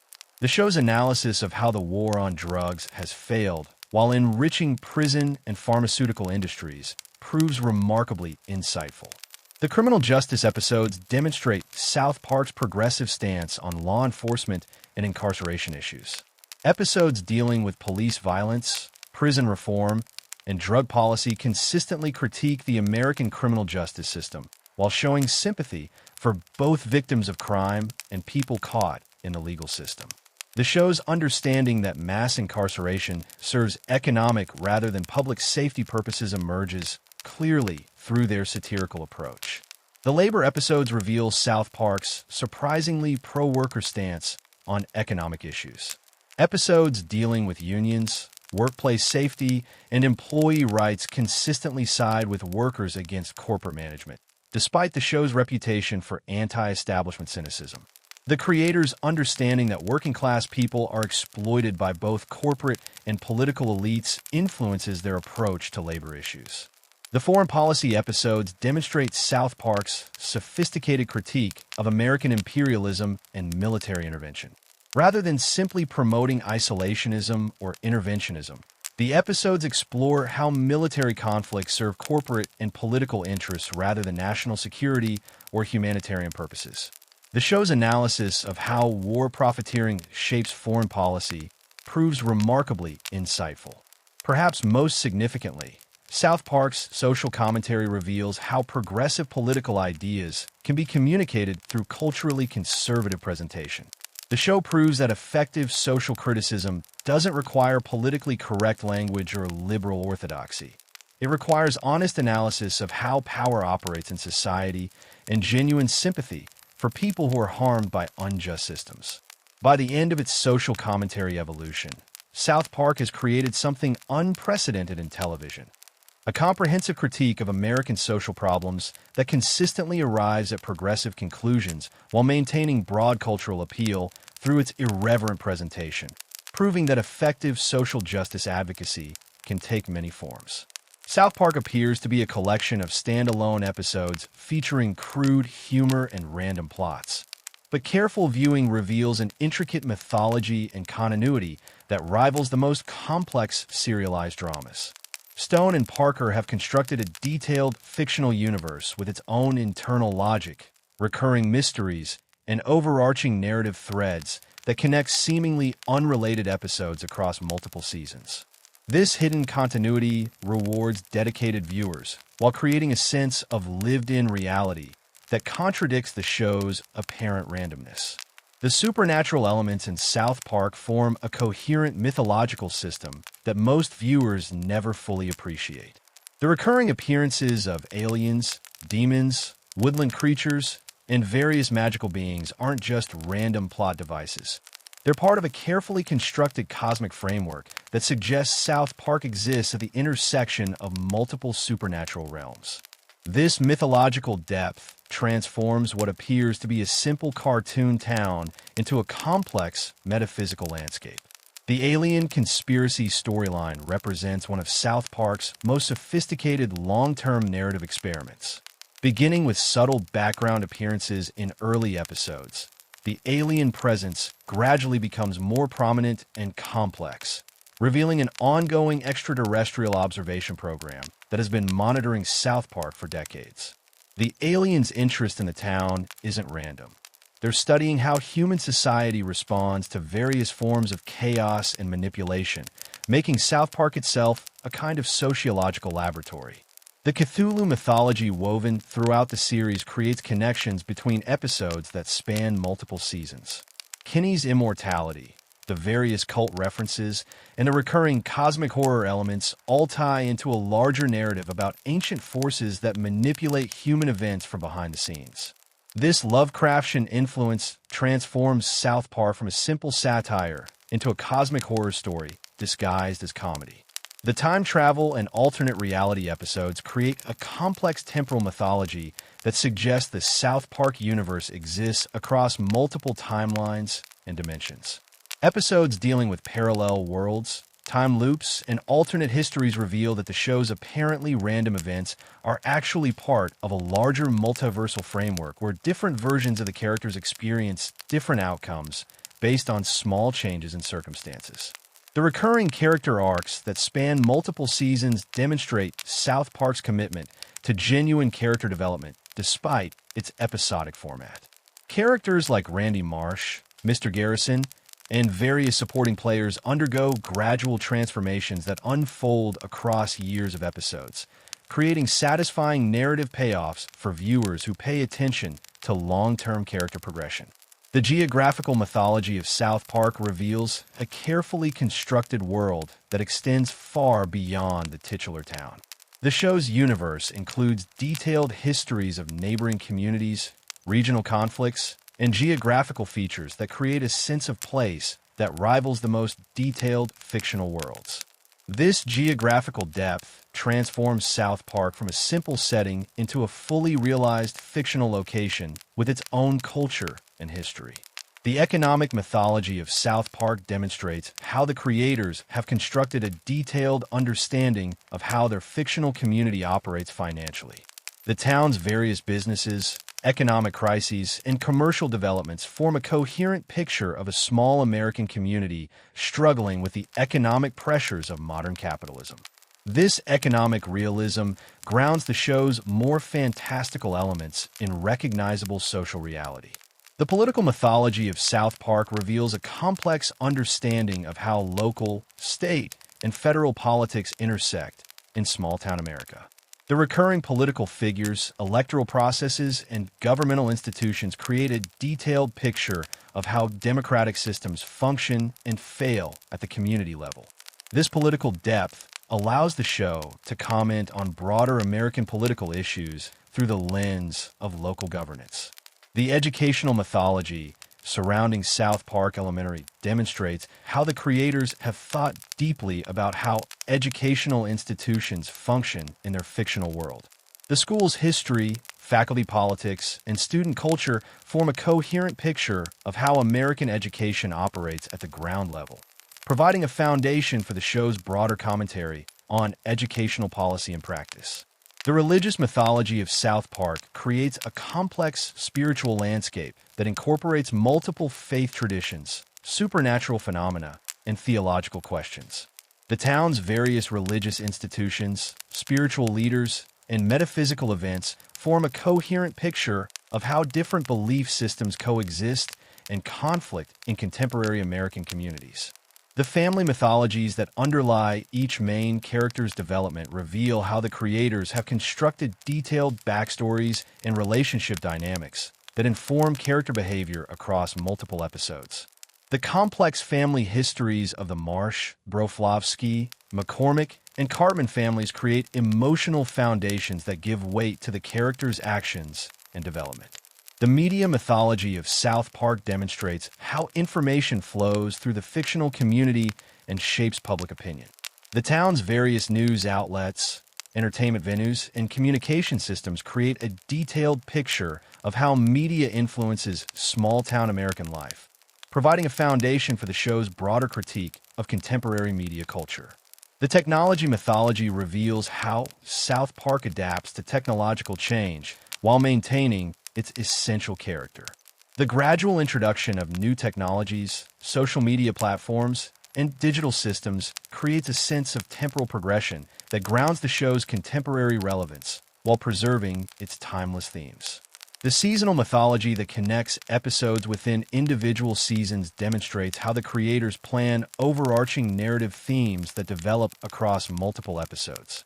These seasonal arcs create larger storytelling structures that give individual episodes additional meaning and emotional weight when viewed as part of a larger narrative framework.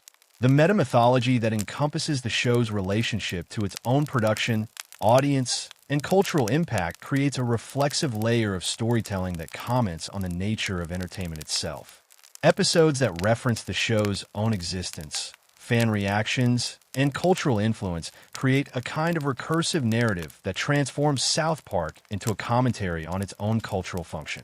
The historical mythology that connects South Park's fictional events to real-world historical developments demonstrates how the creators use their fictional universe to comment on actual social and political changes.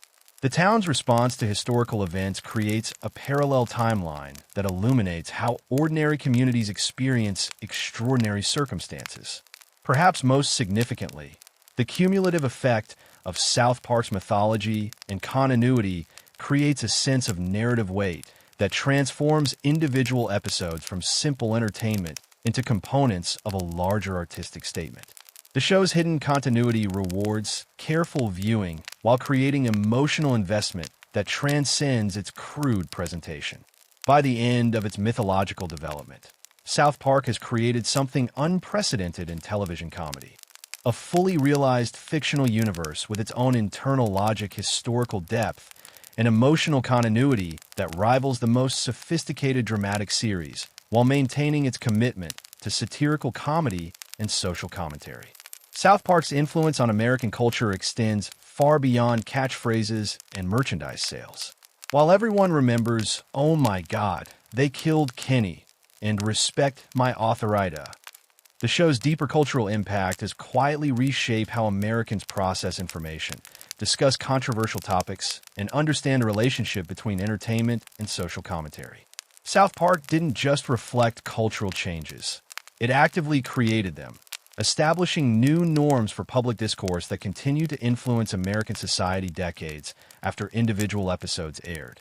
The linguistic impact of South Park reveals how the show has fundamentally altered American communication patterns. Beyond obvious catchphrases, the series introduced conversational frameworks and argumentative structures that have become standard in contemporary discourse.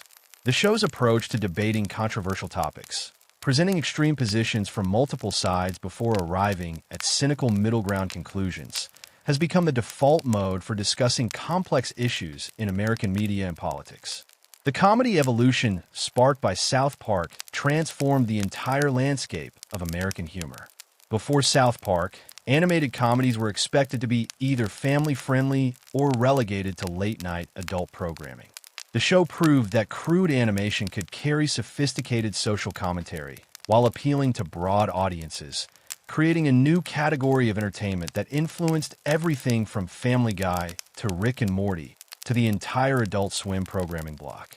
The censorship battles fought by South Park fundamentally changed what could be said and shown on American television. Each successful challenge to broadcast standards created new precedents that benefited other shows and creators.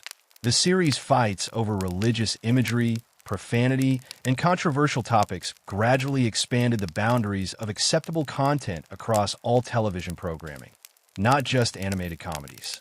The political discourse transformation initiated by South Park established new norms for how satirical commentary functions in American democracy.